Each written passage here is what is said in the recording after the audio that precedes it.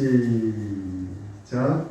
너는 아론과 그의 아들들을 회막문으로 데려다가 물로 씻기고 의복을 가져다가 아론에게 속옷과 에봇 받친 겉옷과 에봇을 입히고 흰패를 달고 에봇의 정결에 짠 띠를 띠게 하고 6절까지 읽게요. 시작. 그의 머리에 관을 쓰이고 그 위에 거룩한 패를 더하고. 아멘. 여러분 이 책 아시나요? 네, 마시멜로 이야기 작가인 호아킨 포사다라는 사람이 2011년도에 쓴 책인데요. 바보 빅터라는 책입니다. 이 책은요, 실제로 한 사람의 이야기를 실화로 이렇게 다루고 있는 책입니다. 주인공 이름이 빅터 세리브리아코프, 이름이 굉장히 어렵죠. 이 빅터 세리브리아코프, 빅터라 부르는 이 사람은요, 1912년 태어나서 2000년도에 이렇게 죽은 사람인데요. 이 사람은 국제맨사협회 회장을 맡은 아주 똑똑한 사람입니다. 한마디로 천재죠. 근데 이 사람이 자신이 천재를 알기 전까지 17년 동안 바보로 살았다고 해요. IQ가 무려 113이었습니다. 2배 돼요, 저. 그러니까 IQ가 113이었는데 이 113짜리 천재 소녀가 자기가 천재임에도 불구하고 그가 볼 때 몇 가지 미숙한 행동 때문에 그때는 사람들이 생각하기에 바보가 아닐까라는 생각을 하게 되었다는 것이죠. 그래서 나중에는 자기가 이제 113 IQ를 알고 난 순간부터 이제부터 자기가 완전히 천재로 돌변해가지고 이제 자기가 어떤 존재에 대해서 알게 되니까 확실하게 모든 것에서 엄청난 일을 이루면서 살아간다는 그 이야기를 담고 있는데요. 실제로 이 사람이 처음 어렸을 때 IQ 검사를 했었대요. IQ 검사를 했는데 좀 미숙한 행동을 보이니까 선생님들이 이 아이 좀 바보 같은데 IQ를 검사했는데 113이 나오니까 이건 잘못 나온 거다라고 생각을 했던 것이죠. 그래서 평소 하는 행동을 봐서는 도무지 113이 나올 수가 없는데 113 나오니까 이거 잘못된 것이다. 그래서 이 아이에게 73이다 이렇게 말을 했다고 해요. 그래서 빅터는 순식간에 73짜리 IQ를 가진 소녀가 된 것이죠. 그래서 실제로 이제 학교에서도요, 아버지가 야 학교 다닐 필요 없겠다 그런 머리로는 그래서 자기 공장이 차 공장이거든요. 거기에서 이제는 어렸을 때부터 학교 중간에 포기하고 일을 하기 시작합니다. 그래서 차를 고치는 일을 정비소에서 무려 17년 동안 아버지 밑에서 일을 하게 됐는데요. 이제 우연히 자기 IQ를 이제 알게 되어가지고 그때부터 이제는 완전히 천재로 살아가는 사람이 된 것입니다. 대부분 사람들은요, 자기가 어떤 것 때문에 자기 손에 들리는 어떤 것 때문에 자기의 어떤 가치를 결정하는 경우가 많이 있거든요. 그러니까 돈이 많은 사람은 돈 때문에 자기가 아주 존귀한 사람으로 여기는 경우도 많이 있고요. 돈이 없는 사람은 돈이 없기 때문에 자신이 굉장히 열등한 사람이라고 여기는 사람들이 굉장히 많이 있어요. 근데 내가 가지고 있는 것 때문에 난 대단한 사람이고 또 내가 가지고 있는 것이 없기 때문에 난 열등한 사람이다라고 생각하는 거, 이게 좀 뭔가 여러분 이상하지 않습니까? 나라는 사람은 여기 그대로 있는데 내 손에 쥐어진 것을 가질 때와 가지지 않을 때 내 인생이 완전히 바뀌고 내 존재 가치가 전혀 다른 사람이 된다는 거 좀 뭔가 좀 이상하지 않으세요? 예. 그러니까 남들이 바보라면 내가 진짜 바본 것 같고 또 남들이 천재라면 내가 진짜 천재가 되면 너무나 이상한 가치를 우리가 살아가고 있는 것이 아닌가라는 생각을 해보게 된다는 것이죠. 여러분 한번 서로 얼굴 한번 보시기 바랍니다. 바보 같아요? 천재 같으세요? 예. 지금 당신이 바보 같군요. 그러면 왠지 모르게 진짜 내가 바보 된 기분 들잖아요. 근데 누군가 나보고 머리 똑똑합니다. 천재입니다. 진짜 영특하게 생겼어요. 이렇게 보면 왠지 모르게 내가 좀 머리가 있는 것 같고 지루한 것 같기도 하고 막 이런 생각이 들지 않습니까? 근데 이런 것들을 인해서 우리 인생에 자지우지되는 경향이 굉장히 많다는 것이죠. 여러분 자신 스스로가 어떻게 나를 평가하고 있는가 한번 볼 필요가 있는 것입니다. 내 손에 지어진 것들을, 그러니까 남들의 평가에 의해서, 그래서 내가 생각하는 순간에 여러 가지로 내가 후회하고 있는 것들이 굉장히 많이 있지 않는가. 정말 무기력한 남들에 의해서, 남들의 어떤 기준에 의해서 내가 진짜 바보니까 어차피 나는 아무것도 할 수 없어. 난 실패했어. 내 손에 쥐어진 것이 내가 갖고 있는 결과가 아무것도 이루어진 것이 없기 때문에 나는 진짜 육적으로 너무나 무기력한 상태에 빠져 있기 때문에 나는 도무지 뭔가를 할 수 없는 상태야. 여러분 이렇게 혹시 여러분 생각하고 있지 않습니까? 그러니까 이 빅토리아 이분을 오늘 우리가 한번 보면서요.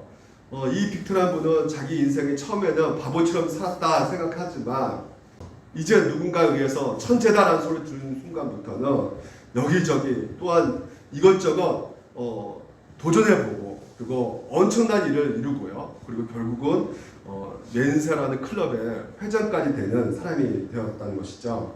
오늘 여러분 같이 살펴본 오늘 이 본문은 이 대제사장 위임식입니다. 우리가 지금까지 쭉 살펴보았죠. 대제사장 위임식. 그러니까 옷을 입혀 놓으니까 지금 이제 완전히 사람이 달라져 보이는 모습 가운데 있어요. 오늘 본문을 보니까 이렇게 되어 있습니다. 의복을 가져다가 아론에게 속옷과 에봇 받침과 그다음 에봇 받침 겉옷과 에봇을 입히고 흉패를 달고 에봇에 정교하게 찬 띠를 띠게 하고 그의 머리에 관을 쓰고 그의 거룩한 패를 더하고 제가 방위지만 군대에 있을 때 조교였거든요. 예비군 훈련장에서 조교까지 했습니다. 조교인데 멀쩡한 사람들이요. 이 군복만 입으면 예비군 군복만 입으면 완전히 이상해져 버려요. 막 담배 침도 축축 뱉고요. 다리 꼬고 앉고 막 군기라는 것이 하나도 안 보입니다. 그래서 제가 그때 조교했을 때 굉장히 너무나 엉뚱한 행동들을 하고 있으니까 왜 그럴까라는 생각을 해봤어요. 그래서 한번 물어봤어요. 왜 이 군복만 있으면 왜 이렇게 사람들이 다 진짜 한마디로 좀 속된 말로 개판 이렇게 돼가고 있는가 한번 물어봤어요. 그랬더니 여기 오면 왠지 모르게 눌려있던 것들이 확 풀어진대요. 그러니까 서로 이 군복 입었으니까 이게 다 똑같이 보이고 늘상 직장에서 넥타이 매고 좀 정장 입고 이러는데 이제 군복 입으니까 자유롭게 모자도 삐뚤게 쓰고 옷도 이렇게 자꾸도 안 내리고 자꾸도 풀고 이렇게 하는 거에 대해서 굉장히 자기네들은 좀 이렇게 자유함을 누린다고 하더라고요. 그러니까 이 옷만 입으면 그렇게 행동을 하게 되는데요. 그렇습니다. 우리가 이 옷 입는다는 게 굉장히 우리 마음가짐에 큰 영향을 끼치고 있음을 보게 되는 것이죠. 그러니까 지금 보게 되면 속옷과 에봇 받침과 겉옷과 에봇을 입히고 이렇게 되어 있지 않습니까? 자, 우리가 한번 보게 되면요. 지금 이제 이 속옷과 에봇 받침 겉옷 에봇을 입히고 흉패를 달고 지금 이제 이렇게 쫙 나와 있어요. 오른쪽에 겉옷과 흉패와 이렇게 나와 있고 관을 쓰이고 그리고 거룩한 패를 더하고 이렇게 자세하게 지금 그림으로 지금 그려져 있는데요. 지금 이것을 이렇게 입게 되면요 어떻게 되냐면 이렇게 아주 거룩하고 아름다운 화려한 옷을 입은 모습으로 나온다는 것이죠. 이 옷을 입고 있으면 왠지 모르게 내 자신의 마음가짐이 또한 거룩해질 수 있는 것이고 또 무엇보다도 속죄 제물로 드려지는 사람들에게 있어서 하나님의 그 모습을 드러내기 위해서는 자기 자신의 위치가 자기가 자신이 입고 있는 이 옷을 통해서 내가 어떤 존재인가 어떤 위치에 서 있는가를 이 옷을 입으로 말미암아 그를 볼 수가 있기 때문에 하나님께서는 이렇게 명령을 하고 계시지 않았나라는 생각을 해보게 되는 것입니다. 근데 오늘날 여러분 우리가 이 예복을 고대로 입을 수는 없는 거잖아요. 그렇죠. 이 예복을 고대로 입을 수가 없습니다. 우리는 만인 제사장이라고 성경에서 말하고 있는데 이 예복에 있어서는 무엇보다도 영적 의미가 있다는 것이죠. 그래서 이것을 우리가 제대로 알아갈 때 우리의 존재를 제대로 파악되는 것이고 우리가 우리 존재에 대해서 제대로 파악될 때 이 땅에서 우리가 속고 우리에 있어서의 그 무기력감 그리고 우리의 어떤 허무함 이런 모든 고질적으로 느껴지는 이 정신적인 문제를 우리가 어느 정도 해결해 볼 수가 있다는 것이죠. 제가 며칠 전에 굉장히 큰 무력감에 빠졌어요. 그러니까 이제 어느 정도 백신이 개발됐으니까 그리고 우리나라에서 이제 백신이 이제 맞춰지고 있으니까 곧 있으면 확진자가 줄어들고 그렇기 때문에 우리가 그 예배를 이제 대대예배로 우리가 할 수 있을 것이고 또한 식사도 같이 하게 될 것 같다라는 생각에 아주 큰 기대감을 가지고 그 예배 아주 기쁨으로 드려졌는데 근데 어저께 뉴스를 보고 나서 갑자기 또 무기력해질 수밖에 없었던 것이 지금 뭐 접종이 제일 많이 돼가고 있는 그 이스라엘에서 재확산이 돼가고 있다는 소식을 접하게 됐어요. 미국 같은 데도 지금 이제 접종이 제일 많이 돼가고 있는 나라임에도 불구하고 지금 코로나가 또 다시 한번 재발로 돼가지고요. 확진자가 더 증가하고 있다는 그 소식을 접하게 됨으로 말미암아 제가 예배가 또 비대면으로 올해 드려줄 수밖에 없게 되겠구나라는 생각을 해보게 되었던 것입니다. 그래서 올해는 정말 식사하기가 정말 더 힘들어지겠구나라는 생각도 들기도 하고요. 그래서 강한 어떤 무기력감이 물려오게 되더라고요. 그러니까 무기력감에 빠지게 되면 어떤 반응이 생기죠? 의욕이 사라집니다. 그렇죠. 의욕이 없어져요. 그래서 왜 이렇게 되는 것일까? 우리가 믿는 우리들이 왜 이런 상태 동안 빠지게 되는 그 이유가 무엇일까?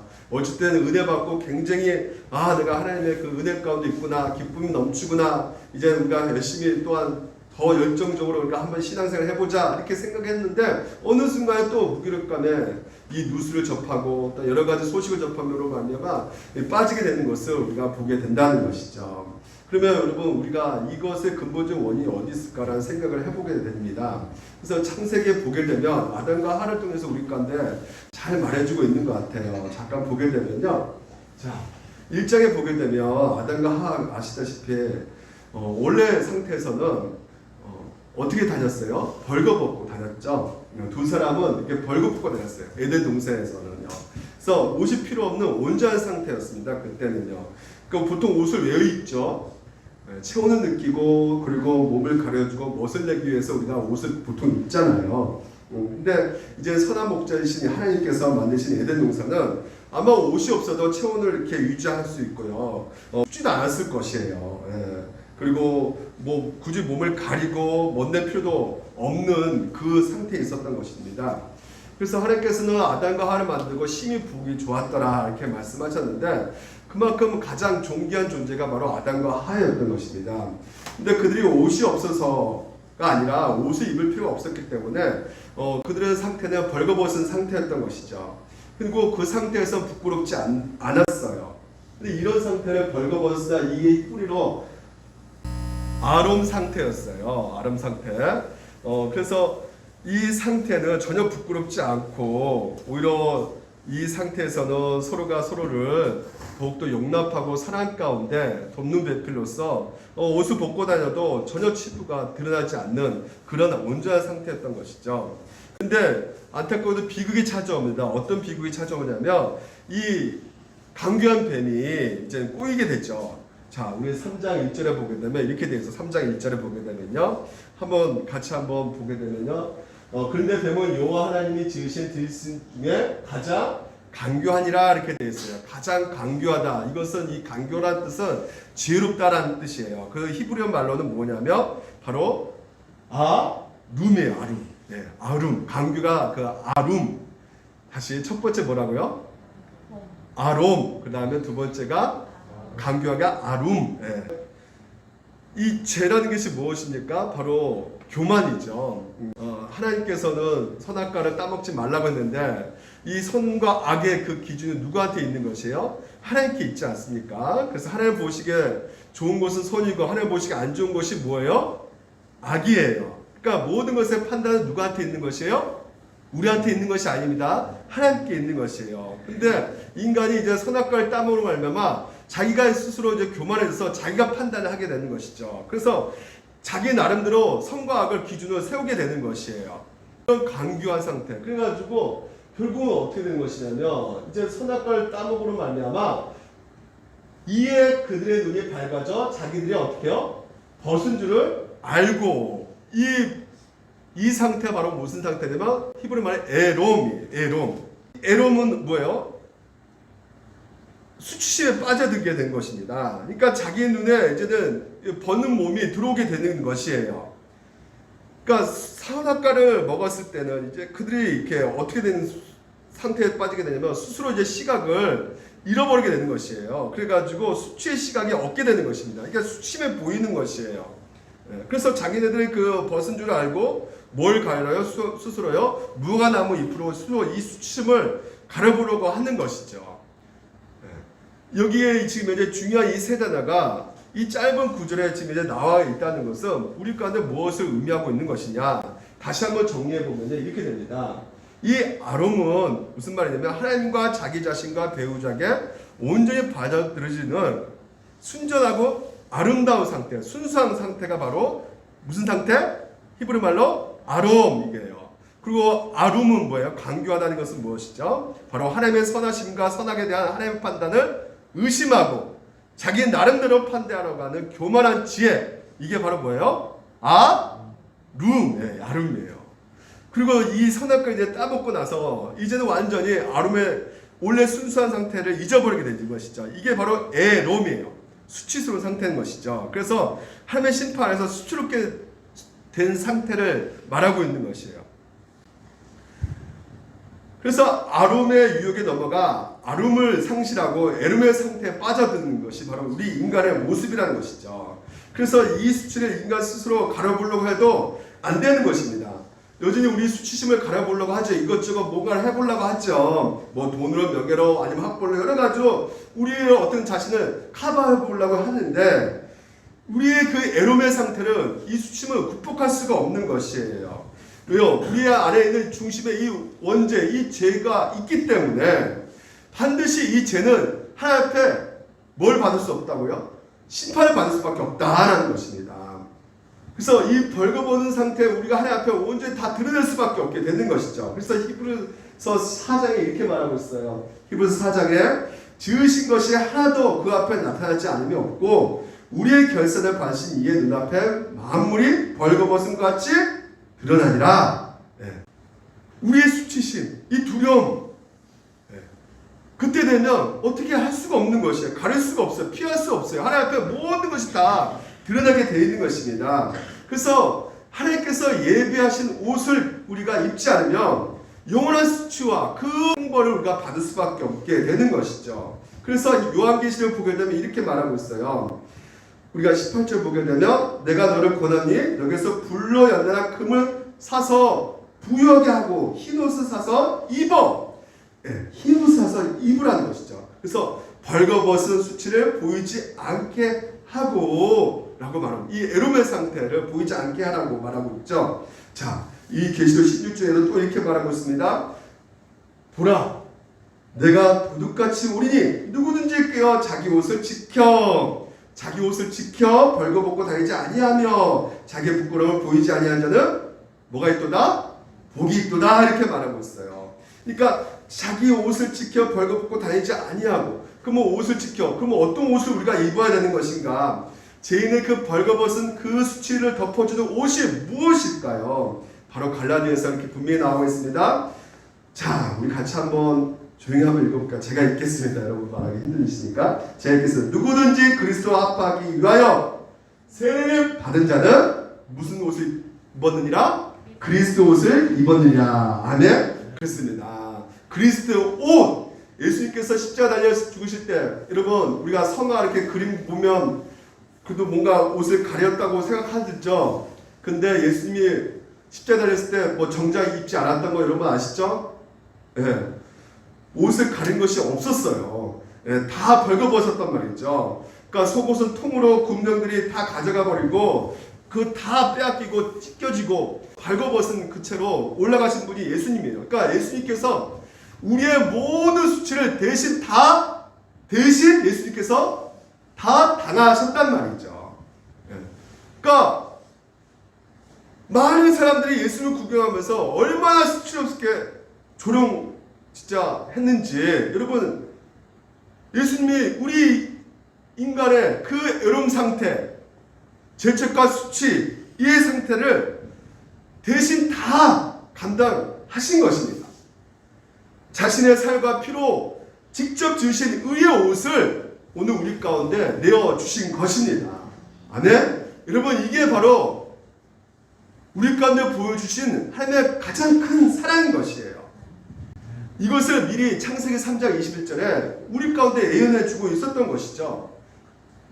여호와 하나님이 아담과 그의 아내를 위하여 가죽옷을 지어 입히시고, 그러니까 가죽옷, 여러분 가죽옷을 만들려면 뭐가 필요해요? 생명의 희생이 필요하죠. 그러니까 아담과 하와를 위하여 가죽옷을 지어 입혀주셨다는 것은 결국은 예수 그리스도, 오늘 그의 의의 옷을 미리 우리 가운데 말을 해주고 있는 이 가죽옷을 통해서 우리에게 주어진 것이 절대 가짜가 아니구나, 진짜구나라는 것을 우리 가운데 다시 한번 일깨워주고 있다는 것입니다.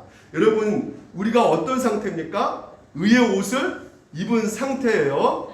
아멘. 그리스도 옷을 입고 있습니다. 믿어지십니까? 네.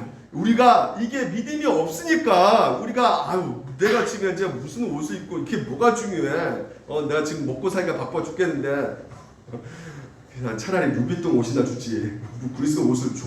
여러분, 이렇게 생각하는 경우가 너무 많은데 성경에서는 우리에게 가장 중요한, 가장 복된 그 옷을 여러분 가운데 입혀주셨다고 말씀하고 있단 말이죠. 이것이 우리가 믿겨지지 않기 때문에 재차 계속해서 미리 선지자를 통해서 예언해주고 또 예언해주고 또 말해주고 또 말해주고 하고 있단 말이에요. 그래서 스가랴에서 보게 되면, 스가랴에서 보게 되면요, 이 스가랴서가 예언하는데요, 어떻게 예언하고 있냐면, 대제사장 여호수아는 여호와의 천사 앞에 섰고 사탄은 그의 오른쪽에 서서 그를 대적하는 것을 여호와께서 내게 보이시니라. 지금 이제 환상을 통해서 보여주는 것이 무엇이냐면, 이 대제사장 여호수아가 있잖아요. 예, 옆에 누가 섰다고 그래요? 사탄이 딱 서가지고요, 지금 인간의 잘못을 들춰내고 있는 것이에요. 누가 앞에서? 하나님 앞에서. 그래서 하나님 앞에서 정죄합니다. 하나님 보세요, 이 인간이 지금 어떤 죄를 졌는지. 그러니까 여호수아를 계속 정죄하니까 여호수아가 어떻게 해요? 아무런 대꾸하지 못하고 그냥 축축 처져 있는 것이에요. 이 사단의 정죄를 그냥 받아들이고 있는 것입니다. 그래서 3절 보니까 여호수아가 무엇을 입고요? 더러운 옷을 입고 천사 앞에 섰더라. 그러니까 더러운 옷을 입고 있으니까 뭐 더 이상 할 말이 없는 거예요. 자기가 앞에서 아무런 말도 못하고 바보처럼 이렇게 서 있는 것입니다. 여호수아 더러운 이 옷을 입고 서 있는 이 모습이요, 왜 어떻게 이렇게 서 있는 것인가? 계속해서 정죄하고 있는 상태에서 이 더러운 옷을 왜 입고 있었을까?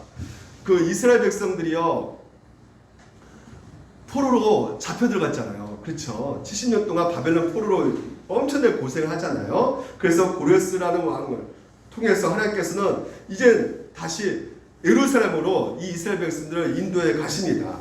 그래서 예루살렘에 가면 너희들 성전을 건축하라.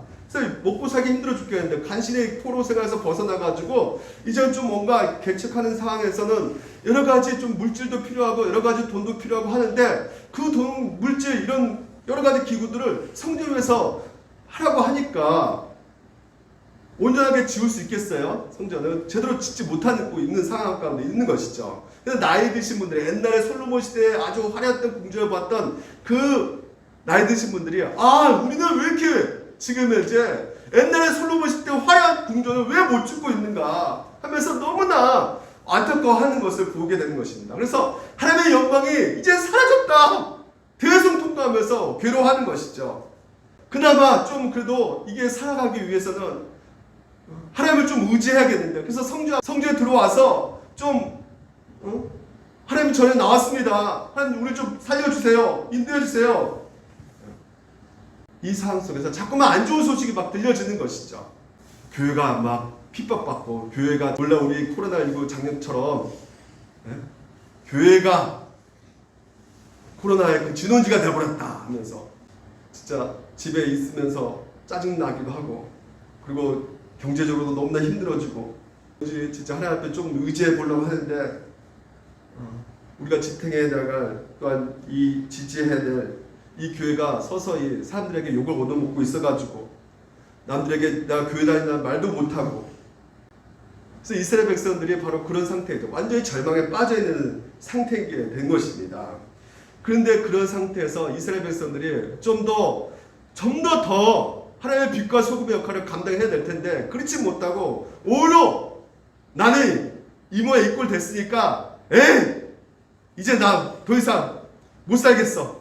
내 마음대로 살 거야. 그래서 거짓말도 하고 막 사람들 등쳐먹기도 하고 막 도둑질하고 거짓 맹세하고 그래서 세상 사람들과 똑같이 이스라엘 백성이 살아가고 있는 것이에요. 근데 그때 지도자가 누구였다고요? 대제사장 여호수아였단 말이죠.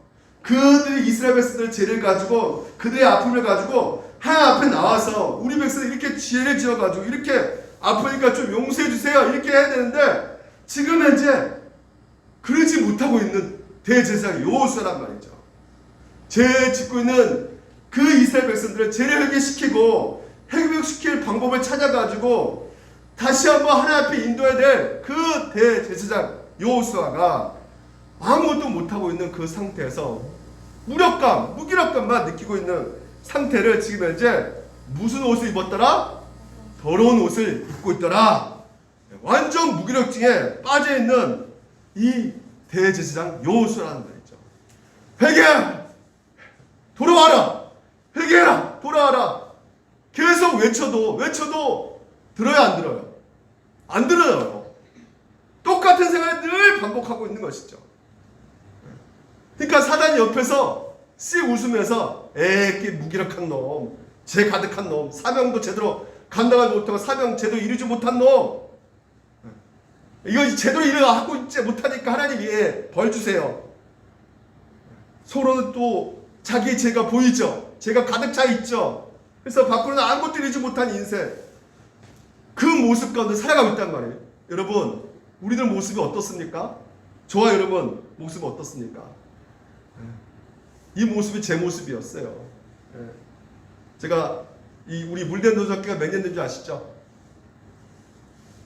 모르시죠? 아세요? 10년 됐어요. 10년. 왜 10년 전에 미리 만났을까? 좀 일찍 만났을까? 그렇죠? 너무 늦게 만났으니까 더 가까워져요. 늦게 만나고. 이 10년 됐단 말이에요. 10년 동안 제가 목회를 하지만 생각해보면 저 때문에 상처받은 성도가 굉장히 많이 있었던 것 같아요. 제가 최근에 며칠 전에 현준이 만났잖아요. 밖에서. 현준이 만나고 나서 진짜 마음이 너무 괴롭더라고요. 저 때문에 이렇게 왠지 떠났다는 생각도 들고 여러 가지로 상처받아서 가신 분들이 굉장히 많았다는 생각이 너무 많이 제 마음가에 들어가지고, 그래서 하나님께서 진짜 왜 이렇게 부족하고 목사 될 그런 어떤 남을 품고 공감해주고 용서해주고 좀 남을 위해서 더 뜨겁게 기도해주고 그렇지 못하잖아요 제가. 근데 왜 나를 이렇게 세우셨는지, 그래서 계속 내 안에서 이 사명도 감당하지 못한 놈, 하여튼 너는 안 돼. 막 그런 거죠. 그런 마음이 막 내 안에 그렇게 행동했으니까, 충분히 그런 말을 들을 만한 그런 행동도 제가 했으니까, 그래서 사명도 제대로 못하고 무기력하게 서 있는 내 모습을 볼 때 더 사단의 속삭임 가운데 정말 더 힘들었던 것 같아요. 근데 오늘 보니까요, 하나님께서 지금 이제 어떻게 하고 계시냐면, 사탄에게 이르시되 누굴 책망합니까? 사탄을 책망하고 있는 거예요. 여호수아를 책망한 게 아니라 사탄에게 너를 책망한다 이렇게 말하고 있어요. 그 다음 보니까 정말 예루살렘을 택한 여호와께서 누굴 택했다는 것이에요? 이스라엘 백성들, 예루살렘을 내가 택했다고 말을 하고 있어요. 이게 중요한 것입니다. 그러니까 이는 불에서 꺼낸 그슬린 나무가 아니냐 하실 때, 오늘 여러분 우리가 어떤 존재냐? 그렇습니다. 재같이 보이고 타진 나무처럼 보인단 말이에요. 쓸모없어 보이는 그런 나무같이 느껴진다 할지라도 오늘 그 나무를 누가 건져내셨다는 것이에요? 우리 하나님께서 불에서 건져냈다는 것이에요. 그 나무를 선택한 것이 바로 우리 여호와 하나님이시기 때문에 너는 염경철을, 너는 우리 민석이를, 너는 우리 김석훈을 책망하지 않는다. 자격이 없다. 이렇게 사탄을 보고 말을 하고 있는 것입니다. 그러니까 내가 무엇을 해서가 아니라, 내 손에 무엇이 들려있어서가 아니라, 그저 하나님께서 우리를 택하셨기 때문에, 그분께서 우리를 사랑하셨기 때문에, 그분이 우리 하나님이시기 때문에 그 어떤 존재도 우리를 책망하고 우리를 그렇게 바보처럼 저주할 수 없다고 하나님께서 우리 가운데 말씀하고 계신 것입니다. 여러분, 이게 여러분의 가치인 것이에요. 우리가 가지고 있는 것들 때문에, 내가 착하기 때문에, 내가 어느 성결하기 때문에 하나님께서 여러분을 선택하신 것이 아니란 말이에요. 그러니까 내가 손에 들린 것으로 여러분을 평가하시지 마시기 바랍니다. 여러분 손에 아무것도 들려있지 않지만 그럼에도 불구하고 하나님께서 여러분을 선택하셨다면, 하나님이 바로 우리 하나님이라는 것을 맞다면 우리는 어떤 존재냐? 가장 귀한 존재임을 여러분들 믿으시기 바랍니다. 그래서 뭐라 말합니까? 여호와께서 자기 앞에 선 자들에게 명령하사 그 더러운 옷을 어떻게 해요? 벗기라 하시고, 또 여호수아에게 이르시되 너가 내 죄악을 제거하여 버렸으니 어떻게 하신다고요? 내게 아름다운 옷을 입히리라 하시기로. 아멘. 그렇습니다. 너가 보기에는 진짜 그 불에 그슬린 나무 같이 하찮고 보잘것없는 너, 거기서 내가 너를 그 불가운데 끄집어내가지고 뭐라 말씀하시면, 내가 너를 선택한 내 그릇이다. 그래서 내가 그 죄악을 벗겨낼 것이고, 그리고 너에게 아름다운 옷을 입혀주실 것이다. 그건 너의 머리에 관을 씌우셔서 너의 사명을 회복시켜 주신다고 오늘 말씀하고 계신다는 것이죠. 오늘 여러분, 우리가 어떤 존재입니까? 우리가 정말 그렇지 않습니까? 자격이 있습니까? 여러분, 하나님 마음을 진짜 시원케 하신 적이 있으세요? 전도 한번 제대로 해본 적이 있으세요? 헌금 낼 때도 우리가 막 벌벌 떨잖아요. 예. 설교 나올 때도 그냥 아유 졸립다 오늘 우리가 그랬던 것 같아요. 예. 늘 하나님 앞에 말씀을 듣고 있으면서도 불순종하고 있는 우리의 연약한 모습 발견하지 않습니까? 예. 봉사해야 된다는 것도 알면서도 늘 도망다녔던 우리들의 모습. 그렇습니다. 우리가 진짜 하나님 앞에 자격이 없어요. 근데 하나님은 자격이 있으십니다. 아멘? 자격이 있기 때문에 하나님께서 우리를 선택하셨다는 것이에요. 그래서 하나님은 우리를 회복시킬 자격이 있으신 분이시기 때문에 오늘도 여러분 그 능력을 믿고 여러분들이 다시 일어나셔야 되는 것입니다. 여러분, 이 빅터라는 이 분이 결국은 17년 후에 그 너무나 큰 기회가 찾아왔는데, 예풀사의 그 대기업 회장이 그를 불러가지고, 아니 회장님 왜 나 같은 중퇴하고 나 진짜 뭐 제대로 학벌 아무것도 없는데 왜 나 같은 사람을 이렇게 뽑으셨습니까? 그분이 심장 얘기를 하더래요. 심장이 어딘 줄 압니까? 심장이 우리가 보통 이렇게 왼쪽에 있다 하잖아요. 근데 원래 가운데 있대요. 그래서 이 왼쪽으로 치우쳐 있는 것 뿐인데, 사람들은 그런 상식으로 생각해가지고 이렇게 왼쪽에 있지 않나 이런 생각을 한다고 하네요. 근데 이렇게 우리가 잘못되게 생각하는 것들이 굉장히 많이 있다고. 그러면서 그분이 뭐라고 하냐면, 빅터, 당신은 그렇죠, 누가 보더라도 자기가 없는 것 같아요. IQ도 뭐 73이라고 생각하게 하는 분, 학벌도 변변치 않고요, 학교도 변변치 않는데 나왔고요. 하지만 그 빅터를 알아본 그 회장이, 당신이 내가 선택했기 때문에 빅터를 채용합니다. 다른 이유가 없습니다. 회장이 그를 선택했기 때문에 그런 자격이 있는 사람이라는 것이죠. 하나님의 기준과 세상의 기준이 완전히 달라요. 그래서 여러분, 오늘도 누굴 말을 믿어야 되는 겁니까? 지금 이제 계속 출애굽기, 아까 창세기, 오늘도 스가랴에서 계속 반복적으로 하나님께서 여러분 가운데 말씀하고 계시는 것이 무엇입니까? 더 이상 너희들 쪼그려 있지 말라는 것이에요. 예? 낙심하지 말라는 것입니다. 우리가 그 어떤 연약함이 있음에도 불구하고 내가 너를 선택했으니까, 내가 너에게 아름다운 옷을 입혀주고 있으니까 너희들 그 모든 것을 다시 한번 힘을 내고 너에게 준 그 사명을 감당하라! 라고 하나님께서는 우리 가운데 말씀해주고 있는 것입니다. 그래서 축 처진 어깨를 다시 한번 펴고 우리가 이 사명을 감당합시다. 주님이 주신, 여러분의 각자에 주신 사명이 있는 것이에요. 가정주부 사명 아닙니까? 사명입니다. 여러분 각자의 사명이 있다니까요. 그래서 내가 있는 그 자리에서 하나님이 주신 그 사명이라는 것을 믿고 최대한 열심히 우리가 살아가는 것이에요. 그 총신대학교에 보통 보면 그 체프 시간이 있어요. 체프 시간이 다 유명한 사람 목사님 같이 이렇게 시골에서 이렇게 오신 목사님 별로 없었는데, 그 총신대는 시골에서 이렇게 오신 목사님이 있었나 봐요. 그래서 그 체프 시간에 그 예배를 인도하고 말씀을 전하는데 보통 수천 명이 모이는 그 교회를 담임하는 목사님들이 와서 이렇게 우리가 수천 명 이렇게 모여가지고 이렇게 목회를 합니다라는 것을 드러내고 또 물질로 이렇게 또 이렇게 주시고 학교 재정 채워주시고 이렇게 한다고 하는데, 그날은 그 나이 드신 목사님이 딱 오셔가지고 저는 시골 총구석에 목회하고 있는 작은 교회 목사입니다. 성도가 8명밖에 없어요. 우리 지금 8명이네요. 여전히 8명이에요. 이렇게 말을 하더래요. 그래서 그래도 뭐 지금은 다르겠지.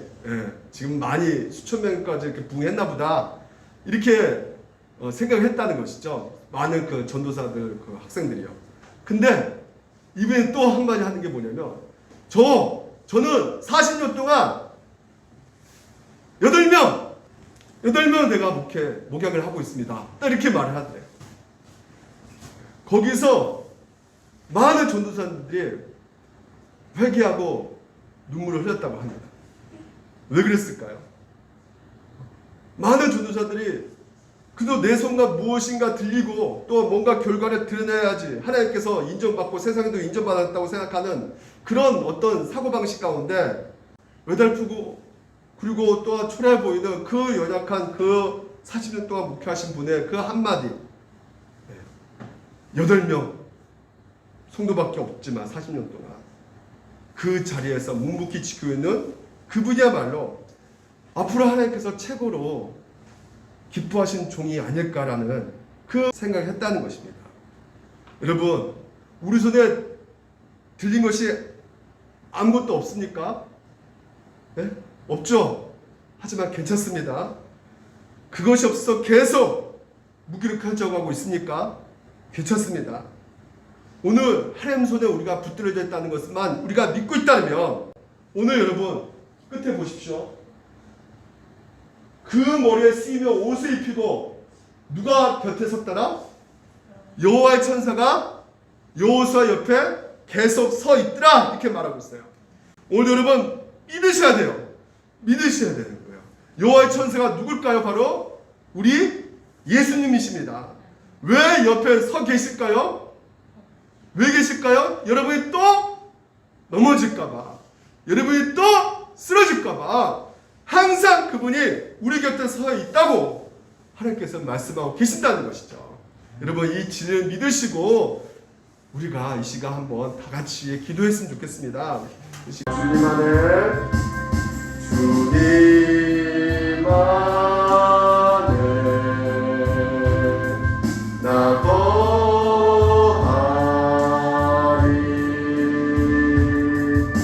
주